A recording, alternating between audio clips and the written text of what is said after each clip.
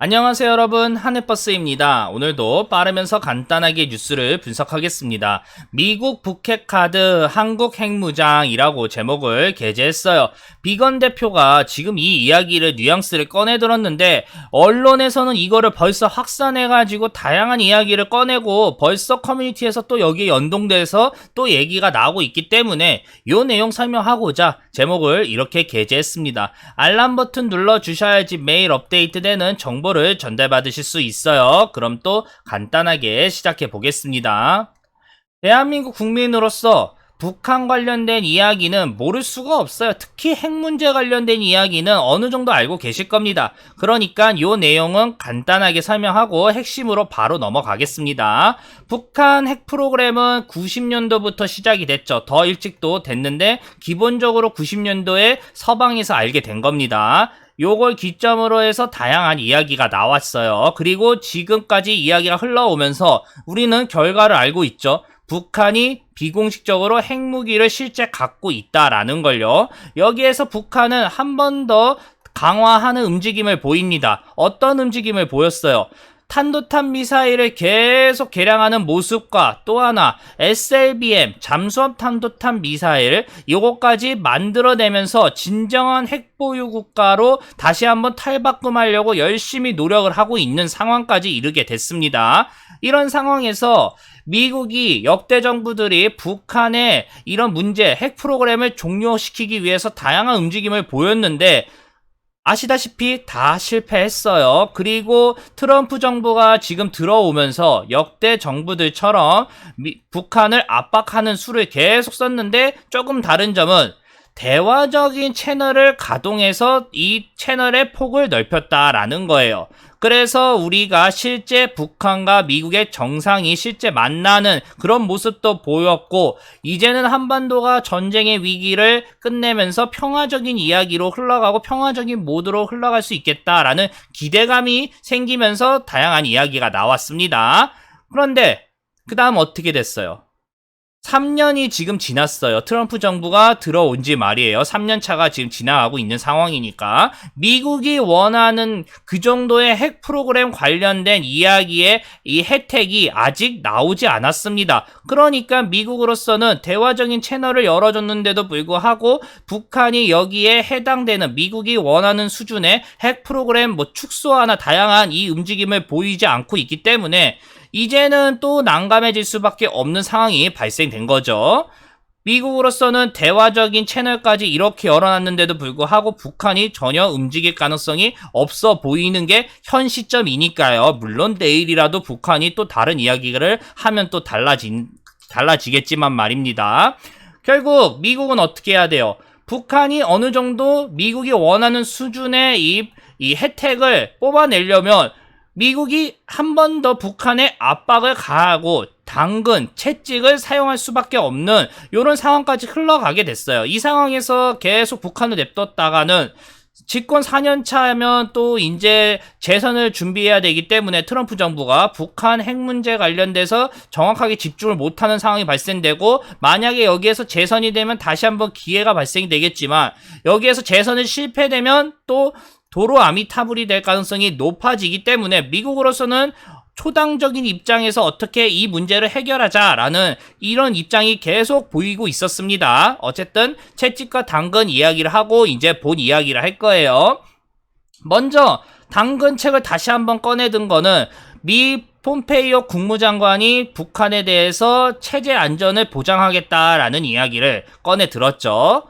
요 얘기 기사 한번 살짝 읽어보고 바로 내용 또 넘어갈게요. 폼페이오 장관이 언론 매체 인터뷰에서 북한이 수십 년 동안 추진해온 핵무기 시스템이 그들이 믿는 것과 달리 북한의 안전보장을 제공하지 않는다라면서 북한의 안전보장을 제공하는 것은 핵무기가 아니라 미국 및 세계와 비핵화에 대한 일련의 합의다라고 미국의 입장을 한 번 더 표명합니다. 이 얘기를 또 한 번 표명한 이유는 북한한테 예전에 이 얘기를 했다가 북한이 폼페이오 장관을 비난하면서 이 이야기 시스템이 깨졌기 때문에 다시 한번 꺼내든 거예요. 물론 당근만 꺼내든 게 아니다라고 이야기를 했죠. 채찍은 그럼 뭐냐?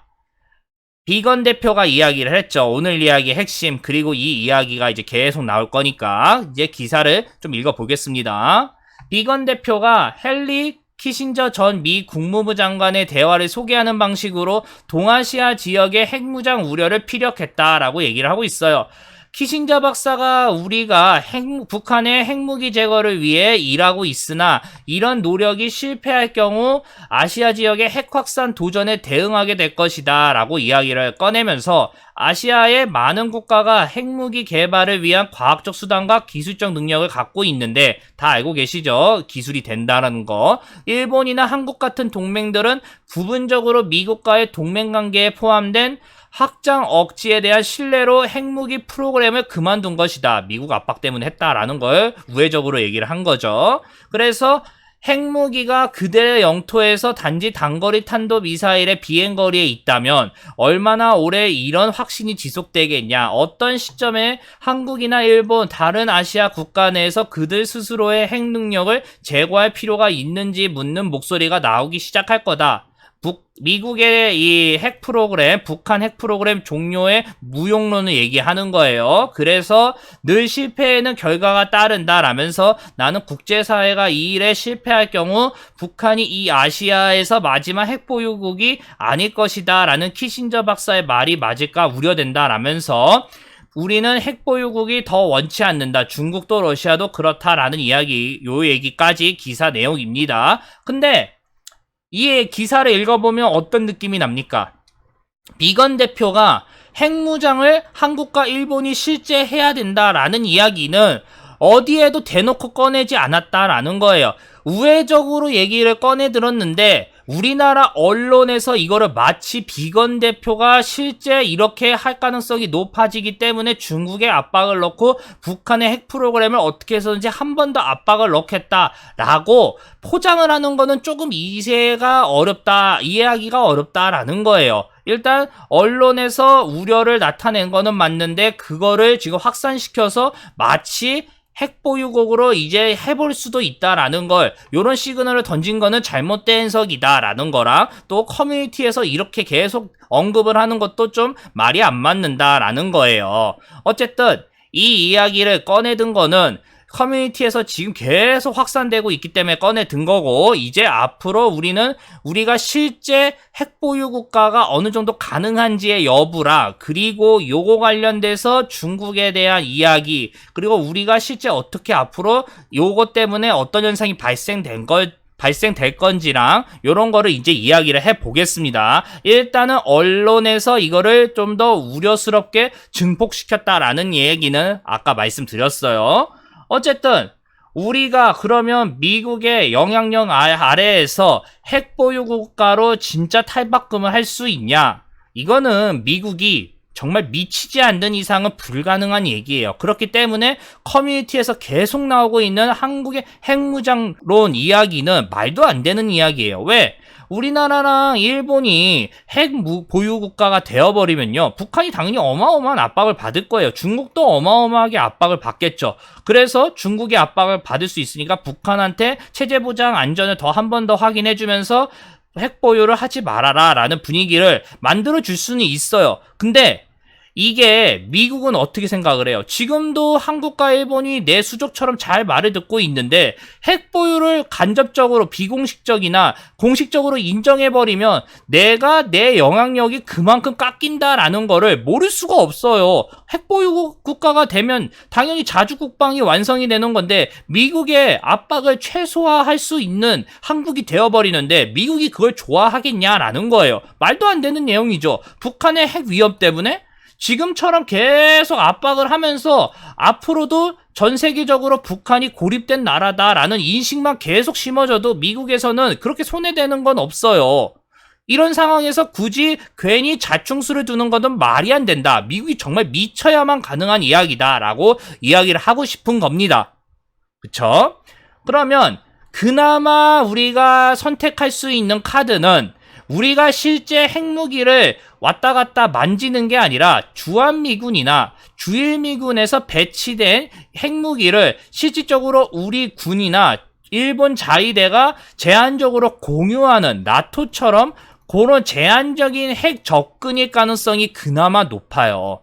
그렇기 때문에 아까 이야기는 정말 말이 안 되고 그나마 중국을 압박하기 위해서 이 카드를 꺼내 들었다라는 거는 요 카드일 가능성이 매우 높습니다. 그쵸?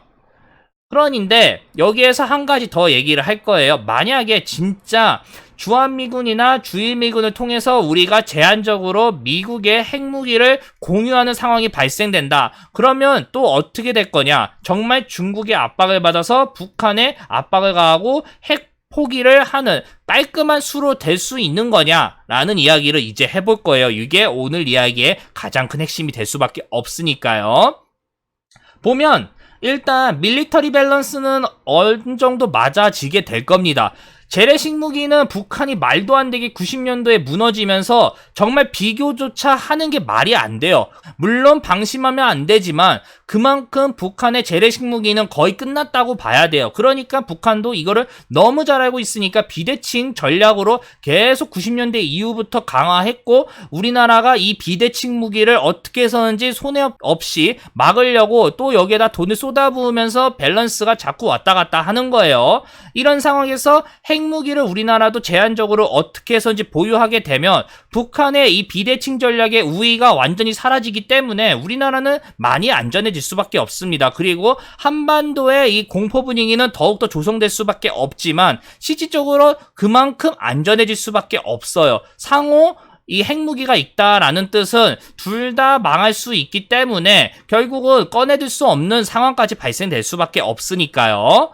이런 상황에서 그럼 북한은 가만히 있냐? 아니에요. 북한도 당연히 밀리터리 밸런스에서 내가 비대칭 전략이 우위에 있다라고 알고 있었는데 우리나라가 따라온다. 그럼 선택의 폭은 딱 하나밖에 남지 않습니다. 북한은 비대칭 전략을 나만이 따라올 수 없을 정도로 더 강화할 거예요. 그것만이 내 체제를 안정화할 수 있다라고 해석을 할 거기 때문에 그러니까 핵무기를 더욱더 가속화시켜서 더 대량으로 만들 거고 탄도탄 미사일도 더욱더 개량해서 최대한 미국에 근접할 정도로 노력을 하겠다라는 입장을 보일 거예요. 그러면 이게 어떻게 돼요? 또 한 번 우리나라는 비대칭 전략으로 얘네가 또 앞서가려고 하네. 그럼 우리도 더욱더 앞서가야지 라면서 도미노 현상이 일본, 한국, 북한 계속 연달아서 발생이 될 거다라는 거예요. 그럼 그걸 미국이 모르냐? 당연히 잘 알고 있죠. 그러니까 지금까지 이 카드를 계속 꺼내들기만 했지 실제 사용을 못했던 거예요. 북한이 아예 마지노선을 넘어가면서 막다른 길까지 벼랑 끝까지 완벽하게 질주할 가능성이 높아지기 때문에 미국으로서는 내 카드가 점점 줄어들고 영향력이 사라질 수밖에 없는 카드이니까요. 그쵸? 이런 상황에서 이제 마지막 이야기를 해야겠죠. 중국 이야기를 할 거예요.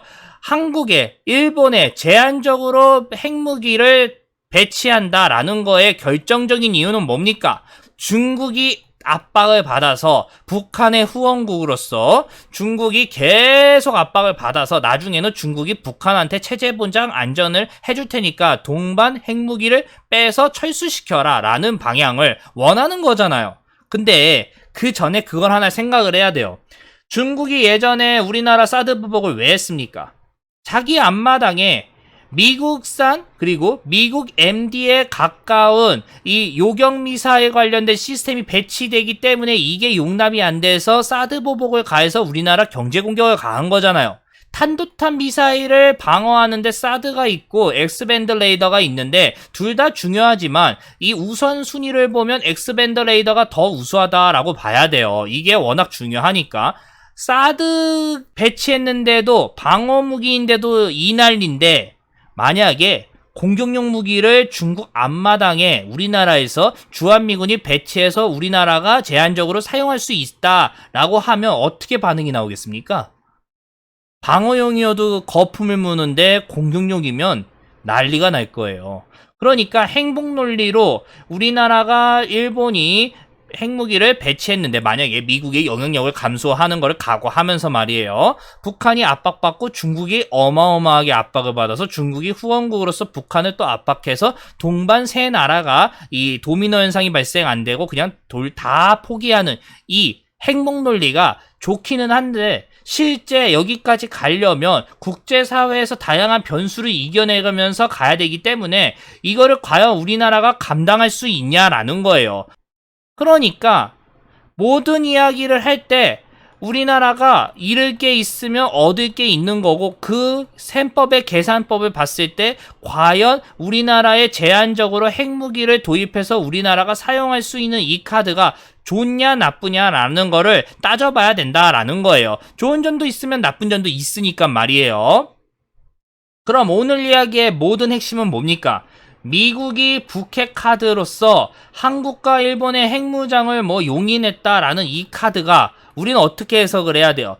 비건 대표가 북핵이 제대로 해결이 안 되면 여기에 연동돼서 핵도미노 언어가 계속 발생되기 때문에 이거를 막아야 되기 때문에 언급을 한 것뿐이지, 명분으로 말이에요. 실제 우리나라가 이러다가는 핵보유를 실제 할 수도 있습니다 라고 외교적으로 북한에 압박을 넣은 카드로는 해석하기가 애매할 수밖에 없다라는 거예요. 그리고 만약에 실제 우리나라가 정말 말도 안 되는 얘기지만 제한적으로 핵무장을 가능하면 어떤 파급 효과가 있는지, 중국이 어떤 난리를 칠 건지 다 이야기를 했어요. 물론 장점으로 중국의 압박을 받아서 북한을 또 회유하거나 체제 보장 안정을 해서 한반도에 핵이 없는 그런 자주국방이 완성되고 평화의 이 무드가 흘러간다라는 이야기, 이 해피 스토리도 있는데 과연 이게 가능할지는 의구심이 들 수밖에 없는 거예요.